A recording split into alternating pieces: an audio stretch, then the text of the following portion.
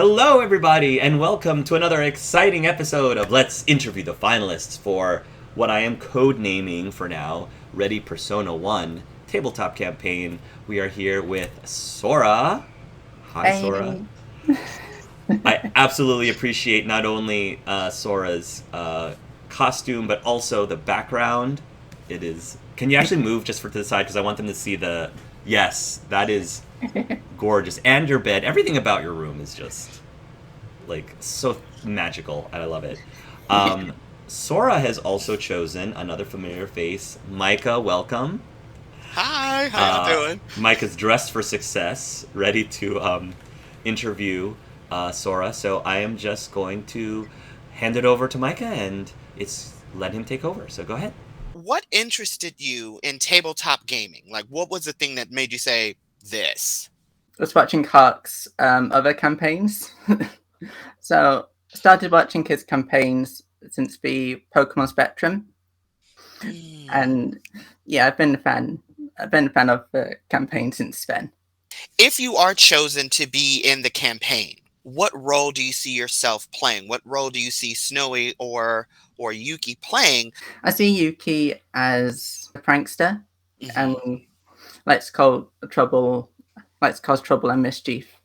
Okay, so if you were in the group and you saw the team struggling with like a puzzle or like an encounter, how do you see Yuki or Snowy helping or stirring up the situation? I feel like he'd want to help everyone. Whereas Snowy, I don't think he would, just based on his personality. Um, no, Okay, Snowy. I feel like isn't really into friendship. okay, um, okay. like, but on Snowy's opinion, he thinks like um, friendship, family, and love is all weakness. Ah, okay. Um, but Yuki thinks the opposite. But So as a role player, what do you feel is your greatest weakness? And more importantly, how do you plan to overcome it? my weakness, I would say, is just me being shy and nervous. How I would overcome it, I would say, as the sessions goes on and I get to know more of the other players, and I feel like that would help. That would kind of help me, you know, come out of my shell. In and out of character, what do you plan to, from this? Like, what do you want to gain from this? Gain from this experience, but then also, what do you feel that you can give back to your fellow players as well within this experience?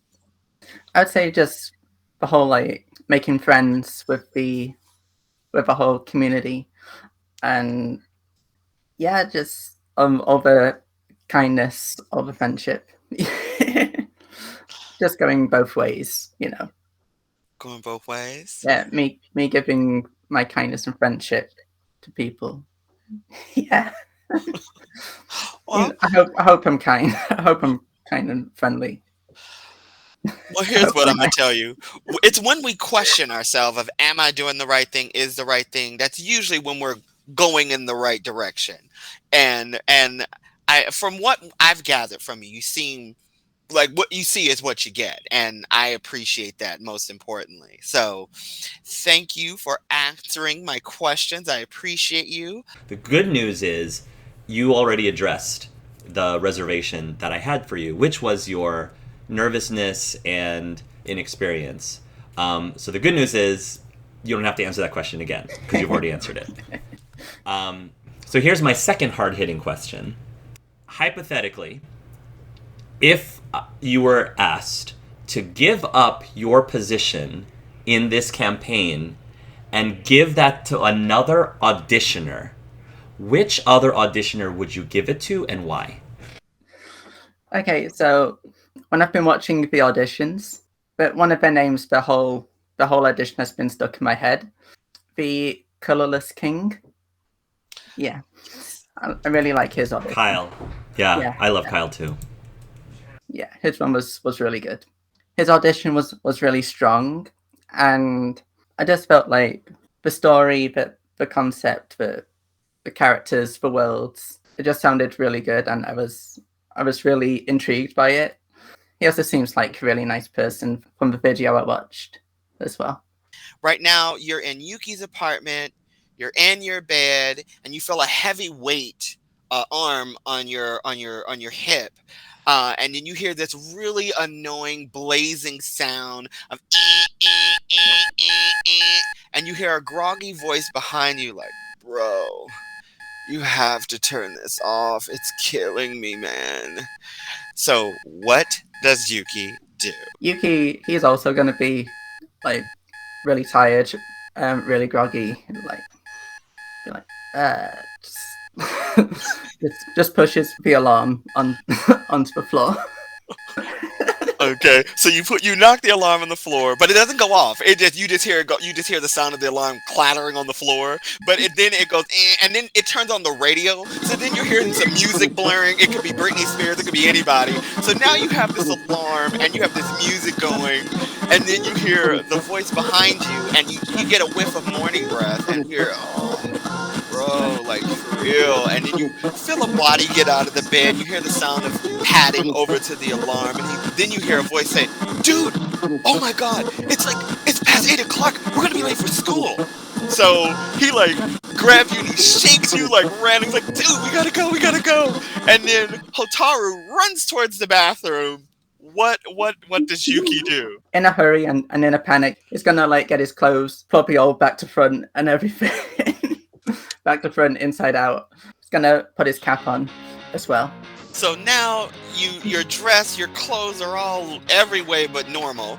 And so you and Hotaru finally make your way to school. And as you're getting to the school, it is literally the first class bell. Like, it means class is now in session. So you are officially tardy. You guys make your way, you get your tardy slips, and now you're in class with Mr. Lee. And Mr. Lee, and you guys are running through the door, out of breath. I mean, just looking like an utter mess. And as you bump through the door, Mr. Lee says, "Oh, boys, welcome. Do take your seats." And you hear a voice in the background say, late again. Typical Yuki, or whatever. You know who this is. So you guys take your seats. And Hitaru taps you on the shoulder. He's like, babe, I don't have the homework for today's class. I don't remember what none of this stuff is. What are we doing today? Dude, let's make it up as we go along. Let's. And Hotaru's like, her own book. Love it. I love it. So Hotaru's gonna be like, okay, wait, bro, I don't have my backpack. You have a pencil? Yeah. Borrow mine.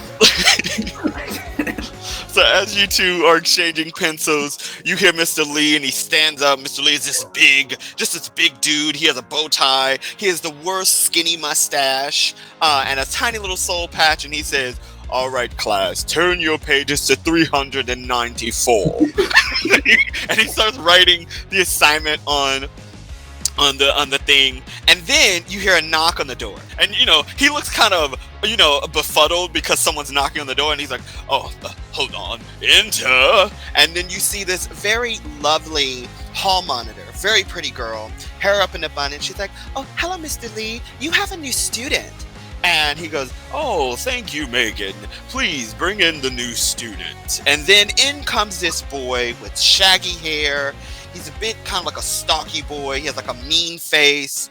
And he says, "Oh, welcome to our class, young man. Please introduce yourself to everyone." And the boy goes, "Whatever, dude." He's like, "I'm Moko. Hi." And he's like, "Well, Moko, tell us something about yourself." "I do stuff."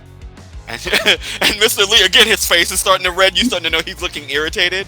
He said, "Well, good. You take a seat there." And so he walks over, but he sits right next to you. But what he does, because he's a total douche, he kicks your backpack and he says, "Watch your stuff, dork." And he like sits down, but he's like sitting, he just has the nastiest of attitudes. And you hear Hotaru say, "Watch it, bro. Watch where you kick stuff." So what happens?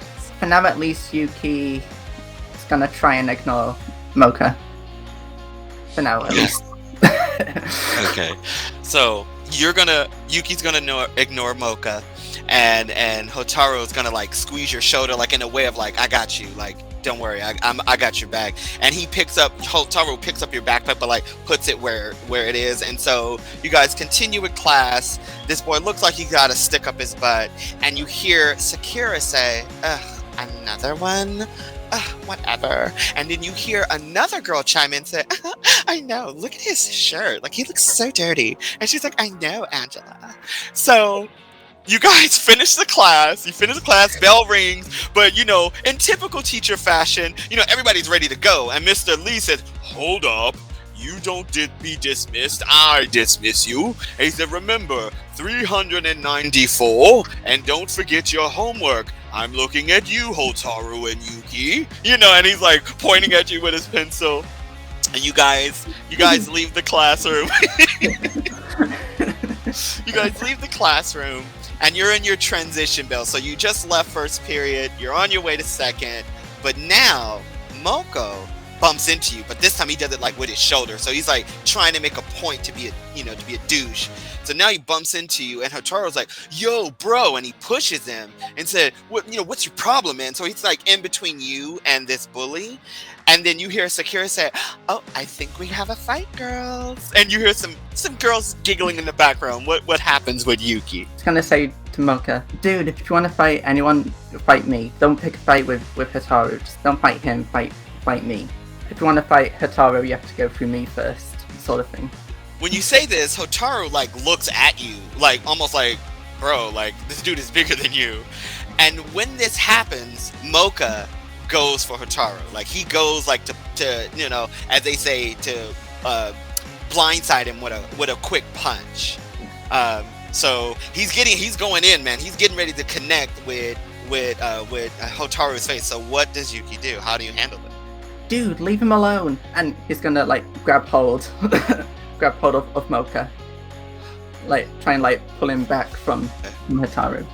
Okay. So when Yuki grabs Mocha's arm, and it throws him off balance, because he was getting ready to connect, but when you do it, it throws him off balance and his arm flies up, and then you hear, ow, oh my god, my nose.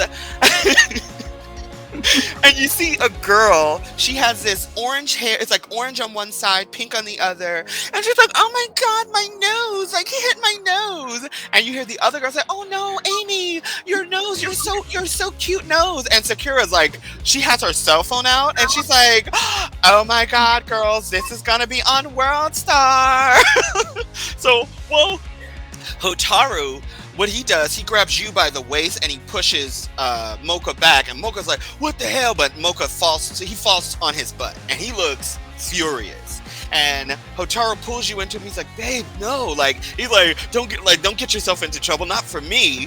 But then you hear a really loud, what's going on here? And then you see this very short lady with glasses, like the cat glasses. Her hair's up in a messy bun.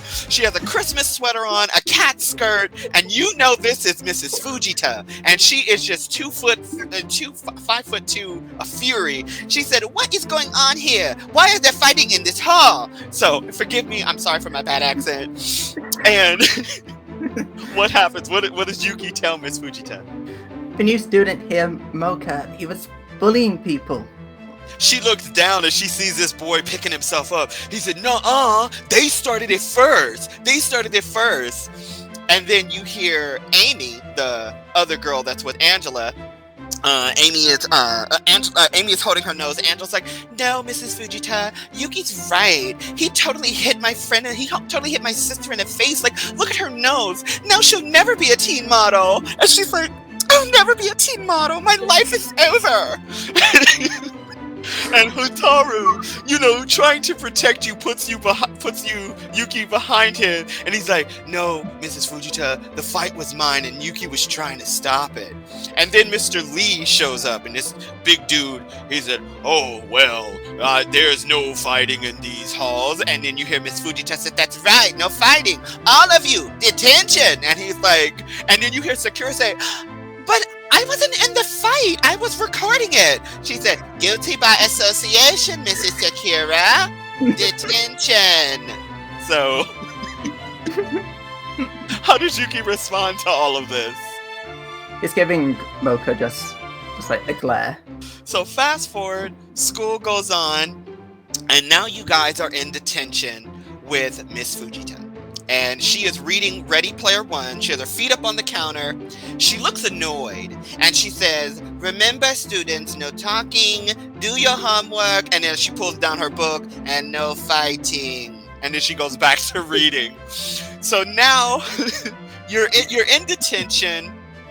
You're there. Hotaru is there, Mocha's there, Sakura, Amy and Angela, and this other kid that's kind of like in the back looking nervous, but he's reading a textbook, but there's a comic book that he's like reading while in detention, and you know this to be Yasha. And then there's another boy that's just like, he's out cold, and he has like, it's blonde, but the top part is orange, and you know this to be Pete. So what happens during this moment while you're sitting in detention? Yuki's going to make a paper airplane. He's going to throw it at Mocha. So you throw a paper airplane at Mocha. He's like, what the deal, bro? And so he takes your paper airplane, he balls it up, and he hurls it right back at you. So what do? What happened? I would try and catch the paper ball and throw it back at him. Okay. So you catch it, you throw it back at him, and then you hear Amy go, oh my god, guys, not again. And Sakura already has her phone out, and she's like, round 2, here we go.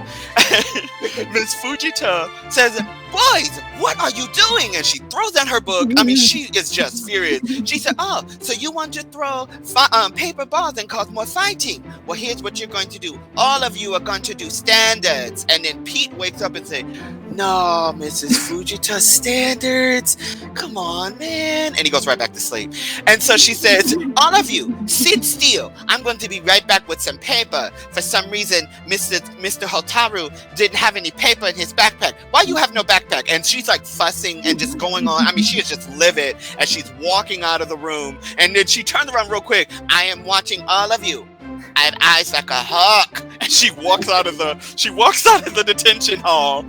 And then Hotaru stands up. Like, Hotaru's ready to go. He's like, bro, do one more thing to my boyfriend and it's your ass. Like, he's like ready to fight. And Mocha's like, oh, so you two are lovebirds. Makes sense why you two are all hugged up. You two are weird. So what happens now? What does Yuki do? He's gonna get annoyed and gonna charge at him.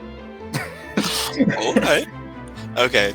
So as you get ready to charge and like run at this dude, Hotaru's gonna grab you and say, Yuki, no, we'll get in more trouble. Like he's trying to keep you from fighting this dude. And Mocha says, oh, of course your big boyfriend's gonna keep you away from me. And he's like, listen, dude, if it was up to me, and he's cracking his knuckles, you'd be on the floor with a bloody nose. But then you hear and everybody looks towards the door, and there's a security guard there named James. He's like this really big buff dude, and he's like, sit. That's all he says is one word, and everybody just like motions to sit. So what happens with Yuki?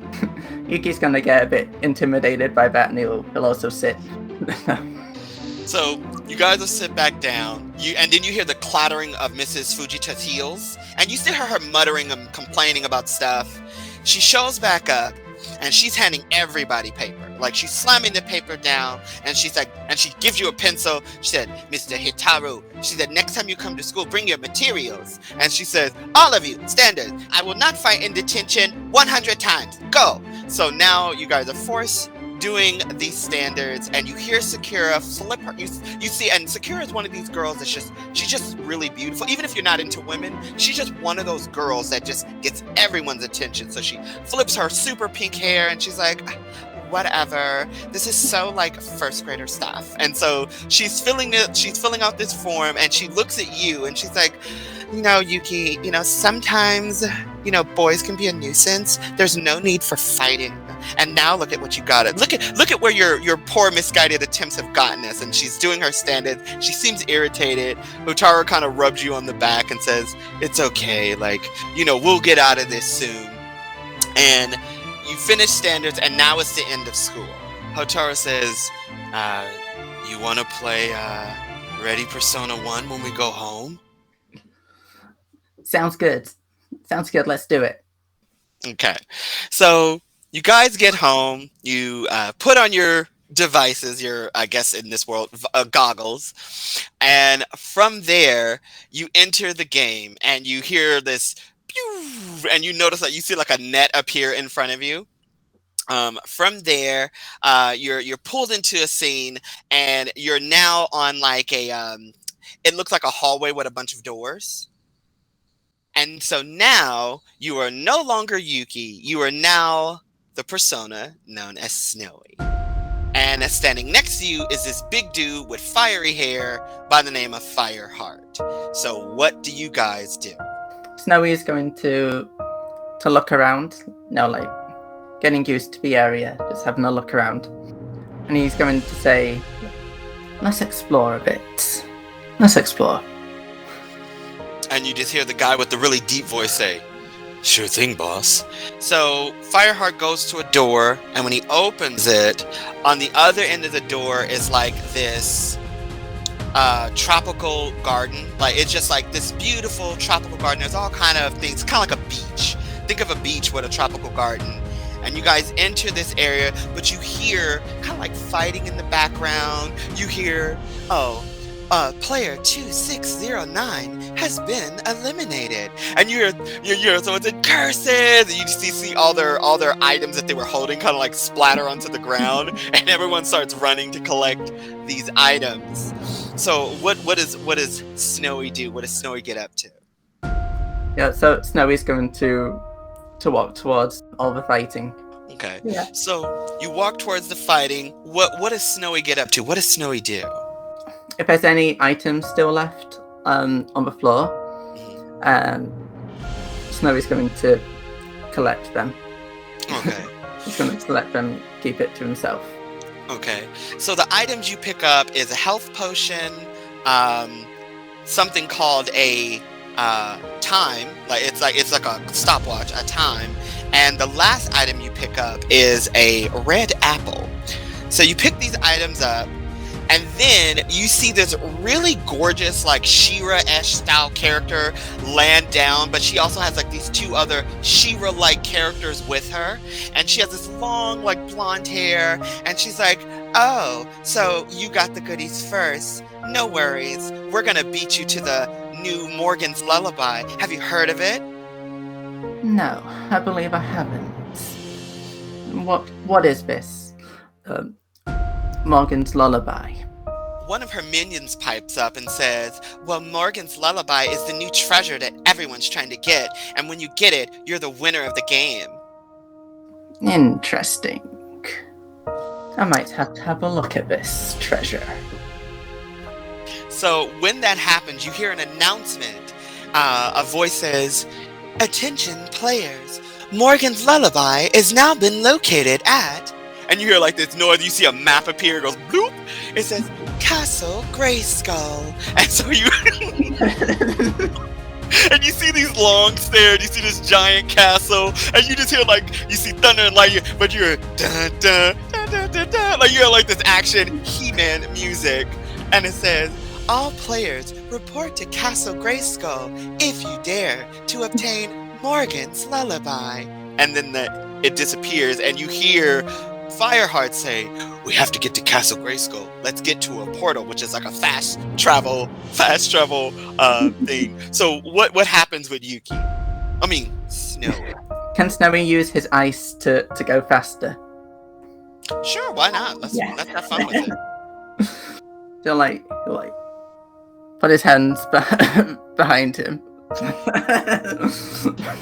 A bit like the Naruto run. You and Fireheart are propelled using the fast travel system, and Snowy using his ice powers, and you zip, and it's kind of like a wormhole where you're like seeing all these colors, and then whoop, you're like now at the very bottom of Castle Grayskull. But as you appear there, you notice some other players appearing. You see Shiva and her minions, Diva and Eva, appear as well. You notice another person land, this big dude, and it just says "the guy" over his head. And you see this other guy, he looks real slick. He has this really nice armor with a really cool mask, and it says Naughty Knight above his head. And then you see one final person land, and it says Killer 7, but this guy is in black and white. He's like in a suit, half black, half white, and he has like a firearm in his hand. And I was going to say, is it Sam? oh yeah, is it Sam? Exactly, the black and white guy, is it Sam? For all intents, yes, Sam has joined the party. They all like land, and you see some other people land as well. So as you see it, they all kind of look at each other, and you see the Shiva say, "We're gonna be the first there. Come on, girls!" And they're off. They're running. You see Naughty Knight chase after her. You see the guy run after her as well. But you notice that Killer 7 is still staring at you, like he's giving you that look, like I want to challenge you. So what happens? What happens in this moment? Snowy is gonna walk up to him and he'll say, "Challenge accepted." So Killer 7's gonna raise his gun to his shoulder and say, "I don't think you're ready for this challenge, dork." And so what he does, he gets ready to fire at you, but you'll see like a sword block the bullet, and it's fire hard. He says, "Bro, back off." Like that's what he says. So how does Snowy proceed? He's gonna try and use his ice powers to like freeze Killer 7's feet. Okay. Yeah. Okay. So you use your ice powers in untypical Iceman style to freeze his feet. Killer 7 looks down, he's like, "What the hell, bro?" And then you hear Fireheart say, "Well, ice, we'll see you later." And he'll grab Yuki, throw you on his shoulder, and he'll hop off. Like, he'll hop a few ways on the stairs to kind of jump you ahead of everyone else as you guys start running up the stairs. And you hear Shiva say, "How dare you! I am the Princess of Power. You will not beat me." So you guys are rushing up the stairs, and you run into this corridor, and there's a lot of cobwebs everywhere. It's really dark. It's kind of drippy. And then all of a sudden you hear this weird chittering sound. And, do you explore the chittering sound, or do you make your way up the stairs? He's going to explore the chittering sound. Yeah. Okay. So how would Snowy explore this sound? What would Snowy do? Well, actually, use his powers to like summon an ice mirror, and maybe in the mirror he can either see where the sound's coming from, or he could feel like the vibrations from it. Snowy does this, and you notice that the sound is vibrating from the left side, so the chittering's coming from the left side. And you hear Fireheart say, "Are you sure we want to do this? We don't know what's making that noise." But you notice everyone else is like running past you, like they're going up the stairs. So what happens now? True, we don't know it. We have no idea what the sound is, but it could be something interesting. And if it happens to be an enemy, we can collect an item from it.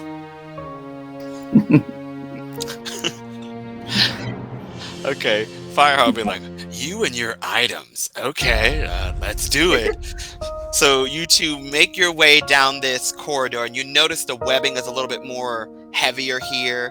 The chittering is getting louder, and now you're in this round room, and there's cobwebs everywhere. And you notice that it looks like the webbing is like bubbling or bulging, and it looks like it's moving, like there's movement within the webbing. I don't know why I'm doing this to myself. I'm an arachnophobe, but still. So all this is happening, and then you hear a voice say, "Who enters my home?" You may call me Snow. I'm here to find out what this place is all about, basically. So you'll see a hand come down, but it's like a big hand.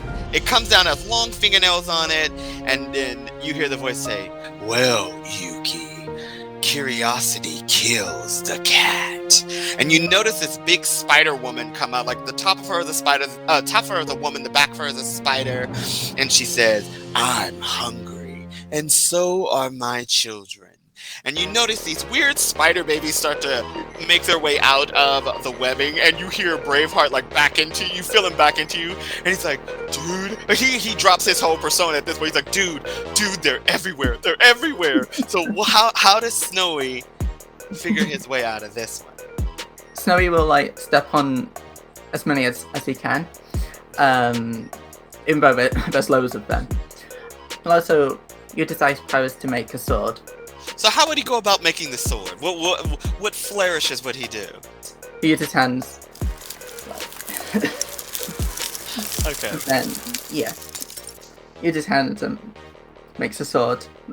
Okay. So you make your ice sword. Fireheart pulls out his sword. You're stepping on her babies, and she's like, my babies, and she's like, oh, you two are definitely dinner. And so she's coming towards you, and she's spewing webs, and you guys are having this intense battle. And as you're fighting, you're making your way further into her cabin, and you find a corridor that's like a small bit of stairs, and she's chasing after you. She's trying to catch you. So do you continue fighting, or do you go up the stairs? He's gonna continue fighting. Okay. So you continue fighting, and what Hotaru's gonna do, he's gonna grab you around the waist, and he's like, well, Fireheart's gonna grab you around the waist and say, we gotta get out of here. So he's gonna run up the stairs, he's gonna snatch you along and run up the stairs, and you'll see her big hand like slam, like just right where you were, her hand slams and it like scrapes across the floor. So you go up the stairs, and now you're in this big room, and you're noticing there is a true battle royale happening between Shiva, Eva, and Diva, Naughty Knight, Killer 7, because he manages to get his way up there, and the guy, and they're all trying to get to this treasure chest in the center of the room. So what happens now? And you're starting to hear the sound of the walls cracking behind you as you enter this room. So what happens? Do you engage in the fight? Do you go after the chest? What does Snowy do? Because it's total anarchy happening right now. He's going to go after the chest. But as he does it, he's going to say to the two people, Shiva and... Is it Shiva? Yeah, Shiva, right. Eva, and Diva. It's three of them. Yeah, he's going to say to the three of them, oh, watch out for a giant spider. That's good. Okay, so you're making your way towards the chest. You tell them that, and then you hear Shiva say, oh, girls, stop him! And so she's fighting off the other boys, and you notice these two girls, I mean, they are like Sailor Moonish, and they are just leaping into action, trying to stop you from getting it. And so they land in front of you, and the cracking sounds louder, and you feel the room kind of shaking because something big is making its way to you. What happens? What happens from here? After all of this happens, and you two are, you're engaging with the girls, you hear the guy say, oh my god, I got it! And you hear, Morgan's lullaby has been attained by the guy. And what it really is, it's just like this chalice looking thing. It's nothing really amazing, but you see the +1 sign, so it's like you get a level up for it. So that's kind of what happens after this whole thing takes place. And the Spider Woman breaks in, and right when she grabs Killer 7 and she gets ready to bite him, you hear scenario ended. And so everything kind of like digitally pops away, and now you're back in your room with Hotaru. For those of you that are watching, I'd like to make a deal with you. You let me through to Ready Persona 1, and I shall show you my collection